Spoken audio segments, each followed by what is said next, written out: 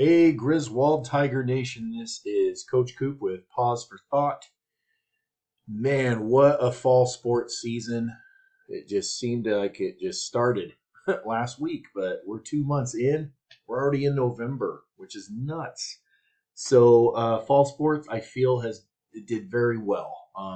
It didn't turn out how we wanted it to go. Of course, we all want to see winners, and we all want to see state playoff contenders, but we have to look at, was there improvement, and I really saw a lot of improvement with all programs. I mean, we had football, which started scoring points and really making plays when they needed to count. Our volleyball team had some exciting volleyball this year. We had four other teams in our conference that was ranked 12th or higher in the state. Um, a ball flies here, a ball flies here. It was just kind of happenstance that we just had some games not go our way, but getting to state to the second round of the regionals, I think is an accomplishment. So ended really well there, and then our middle school sports with football really took off the last 3 weeks of school. They started really scoring a lot of points and just pounding people. It was awesome to see. Those kids really started to show their true colors and true talent. But the biggest one for me was the middle school volleyball team. I went to a lot of middle school volleyball games, and from the start, with having 6 to 8 girls on the team all year, from the start to the end, the girls played a lot better. They played more unified. It was a lot of fun to see. So I got to give a shout out to all the coaches with every program. They did an excellent job. Also, make sure you're checking out the On the Prowl newsletter. On the Prowl newsletter, it's on the activities tab on the main website. Got some stuff on there which I think can help with our kids here at Griswold with development, inspirational stories, ways you could be a better teammate. There's a really awesome interview with Kobe Bryant that I keep coming back to when it talks about motivating people and having that mentality of that killer type mentality. And of course, signing up for the event calendar, that's really important as well. We got to get some people taking some tickets. We need some score clock operators, scorebook people for home games, not just away games, but also home games. So get on that calendar and let's see some names on that thing. And also, there's questions that you guys have about certain things. You're more than welcome to come into my office here at the school. Please email me, set up an appointment, because I also am a full-time teacher, and so I can't just pull out a chair for you at all times of the day. I'm more than welcome to talk to anybody that's willing to talk to me about an issue they're having, or if they have an idea. I'm open to ideas as well. But this month's topic is going to be player development. So sit back, relax, and let's talk how we can develop our kids the right way here at Griswold. So I remember Nick Saban when he finally retired. I thought he was going to go at least 3 or 4 more years, but he suddenly retires. And the true why he retired was kind of not surprising to me. We have this thing called NIL in college, where we pay the college is paying athletes for their likeness and their images. They're getting paid doing commercials for local, car lots, for promoting a local, burger joint, and so they're getting all this extra money. And when Nick Saban had his recruiting class over to his home, he pulled the boys aside and left the moms and dads with his wife. And what ended up happening was his wife told him later on, Nick Saban, his wife told him later on, that all the parents wanted to talk about was, how much are you going to pay my kid in order for them to go to school here? And so Nick Saban just kind of went, you know what? it's not worth it anymore. I thought this was about developing people and um, uh, developing people for the future, developing people for our society to have a good society that cares about one another and doesn't really just care about making the bottom line and the bottom dollar. So um, those were things that made him just not want to do it anymore. And so I kind of agree with him. Um, I went to a Southwest Idaho athletic director meeting, and the athletic director from Drake was there talking to us about this issue as well, and he said the same thing. With it's only going to get worse, and it's become a free agent market now, and so that's not truly what we want to do here at Griswold. Is this is what we can do for you. It's more of let's give them the tools so they can develop as players, and we can just come alongside them and help them in that journey as well, from all the way from the youth sports program to where they're graduating high school here one day.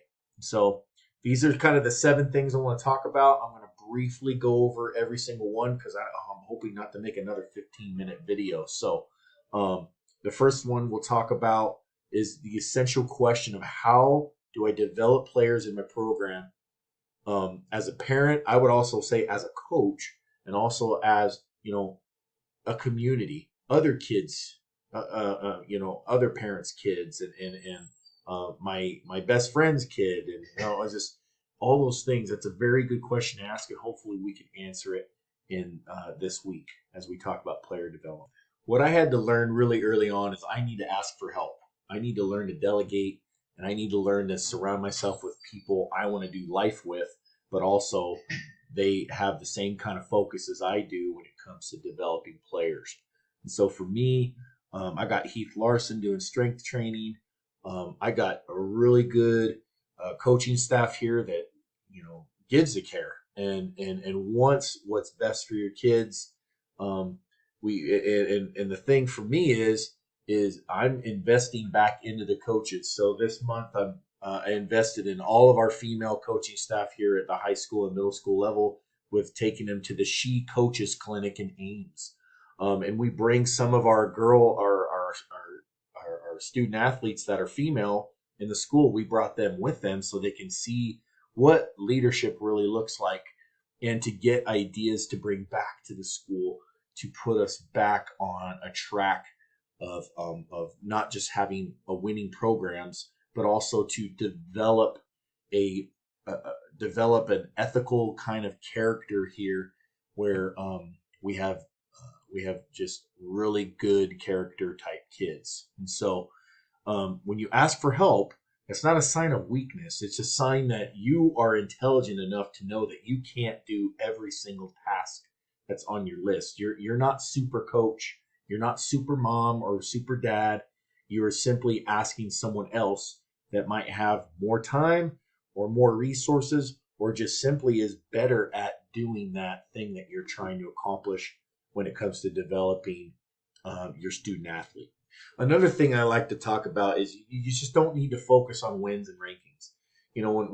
When I first got here, a lot of people said this is how we're going to win, and you got to focus on the deeper things first before the wins start to come around, and where you rank in Iowa, and where you rank in the conference, and where you rank in. Those aren't things that need to be focused on right now.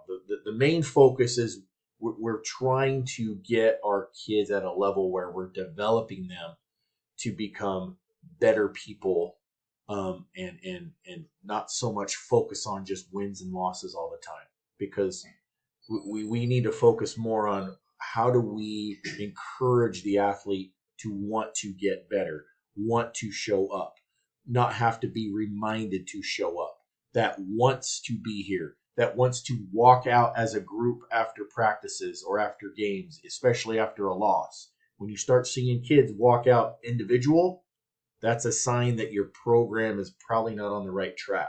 And so how do we get kids to mesh together even through the losses as well? And so we don't need to focus on stuff like that. The focus needs to be how do we get these kids to coincide together to build something really special. The wins will come, But those are the things that create a player-led team and not a coach-led team. A player-led team is going to be far better. It's going to bring more wins. It's going to bring more championships because now, instead of having one coach on the sideline, now I got 6 coaches on the field at one time that can help each other out. You also need to encourage your kids to do multiple things.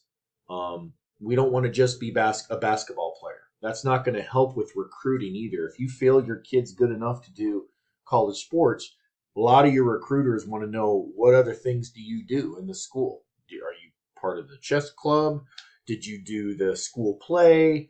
Are you president of your class? Like, you need to encourage your kid to do other things. That's the focus of creating a well-rounded, developed student athlete. Colleges like looking at things like this, and us teachers really like to see this kind of thing from students.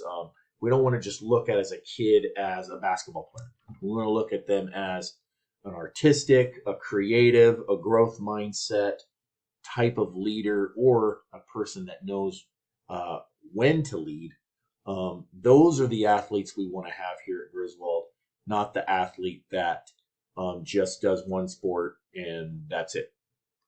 Another important of development is increasing where your players' strengths are. We want to improve weaknesses over time, but where are they at now in their strengths? And then tweak those in a way where they really develop as a player because they know what they're good at and they know how they can help the team now, other than focusing on their weakness all the time and not really crafting their strength at the moment. Also, making injury prevention a priority. It's a huge for me. I'm a big weight room guy. I'm a big strength conditioning, agility type guy. And we have a coach in place right now, and Heath Larson, that does an excellent job with this. The problem is we got to have more consistency with kids showing up and getting there. Our problem shouldn't be we don't have participation. Our problem is we don't have enough room. And so that is the goal for me, in order to make injury prevention be part of our player development program. Also, when you're seeing your kid outside doing something, or you're a coach and you see them not do the play right, let the play just kind of happen and see what happens. You never know. You might see something that you really like and you change the way you want to do something. Stopping a play every 10 seconds is not going to increase their creative thinking. It's not going to create savviness in the sport that you're coaching or the sport that you're trying to promote. So creative thinking is huge. It helps kids solve complex problem solving, coordinating with others, strategy-wise. Like, this is great when it comes to developing a student athlete. And also fostering a safe environment where they know if they mess up, they know that that you're not going to sit there and you're just going to badger them and yell. And I told this story many times where I had a kid that I yelled at for doing something wrong, and he looked at me in the face and he said, "You're just like my dad," and I'm done. I quit. And ever since then, I had to change how I coached. It was just how I grew up, how I had a coach growing up. I had to learn to change because not all kids are like that. So you got to foster a safe environment in your home, a safe environment at school, and also a safe environment on the coaching field or on the court. When you have a safe environment, that is very, very detrimental when it comes to creating a well-developed student athlete. And that's going to do it. Player development is very important.